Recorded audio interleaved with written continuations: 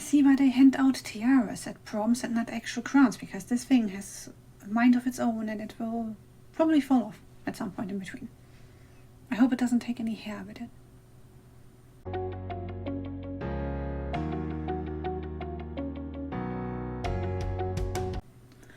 Hey guys, welcome back to my channel. I'm Kat and today I would like to talk about You Should See Me in a Crown by Leah Johnson.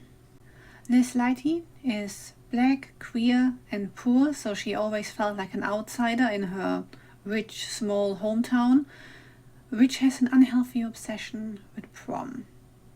I mean, obsession by definition is unhealthy, but man, the stuff that Campbell has going on around prom is on a whole nother level. When a scholarship that she counted on to go to the college that her mom went to falls through, she joins the race to become prom queen because there's a scholarship of 10 grand attached to it. One of her competitors is Meg, a girl who just moved to town, who is out and proud and has no issue standing up for herself. The attraction between them is almost instant. Overall, I really enjoyed this book and there are only a few issues to point out. Starting with the characters, Liz's voice is really fun to listen to and her personality just shines through. Not rooting for her is almost impossible. And her friends are quite the interesting ragtag bunch of people as well, predominantly Gabby. The beginning, she's very fierce. When Liz joins the race, she is essentially her campaign manager and acts like she's going to war over it. But then again, she's also the character who just randomly drops racist comments and you're just like, did you just need to say that or something? It's usually in the vein of, well, you need to act differently or you won't get ahead in this race. But that doesn't make those comments any better, and they never really get addressed by Liz either. One of the guys who's in the race to become prom queen is Jordan, a childhood friend of Liz that she hasn't talked to in years because he joined the football team and he was then too popular to hang out with her, or at least that's what she thinks. But they rekindle their friendship and it's quite cute to read. Meg appears to be chaos incarnate, essentially. She never turns up anywhere on time. Her room looks like something exploded in it. And she's a very forgiving character, one has to say. She is openly gay and stands her ground in every issue that she takes issue with. For the minor side characters, even the cheerleaders and the jocks have some kind of personality and not just like those cardboard cutouts. It's like, oh, they are on the football team, so they must be mean to everybody.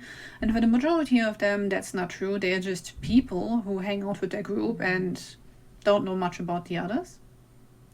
With the exception of Rachel, the head cheerleader and super racist bitch.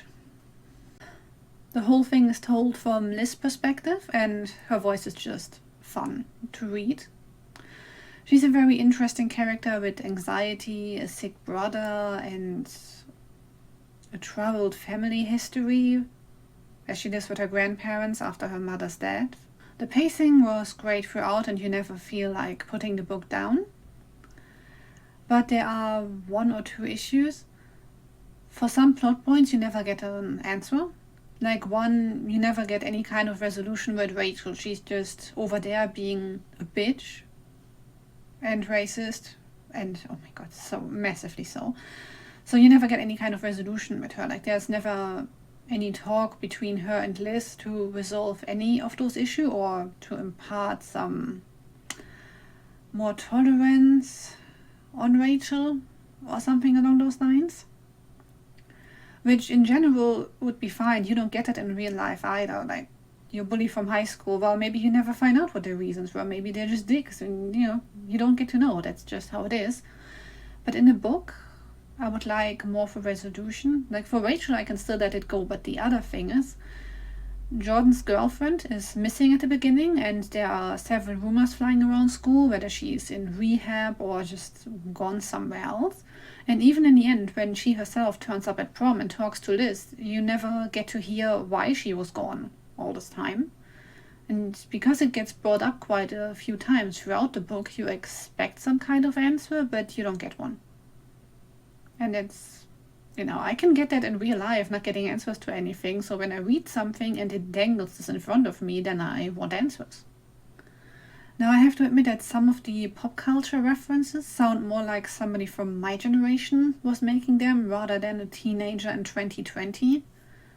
I don't know any American teenagers I could ask, but I don't think Molly Ringwald is the go-to actress when you want to compare somebody to anybody, but that's just my guess.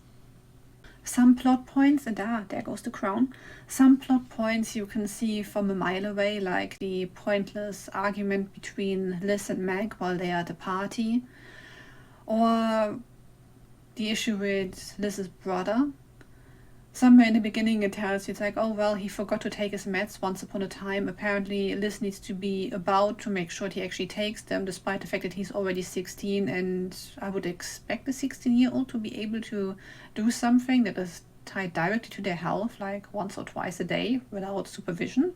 But especially if it's just taking a pill, like it's not like he had to inject himself with anything.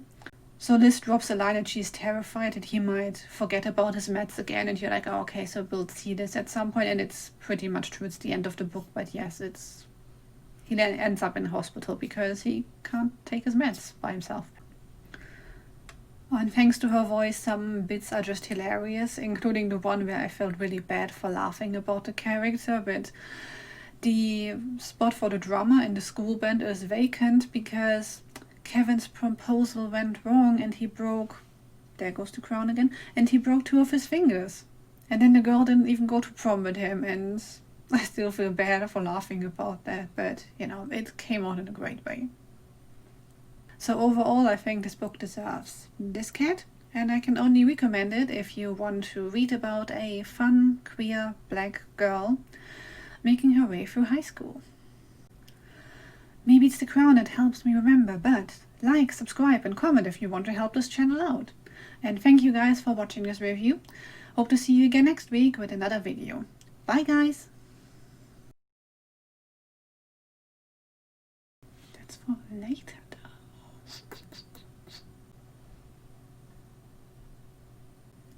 No.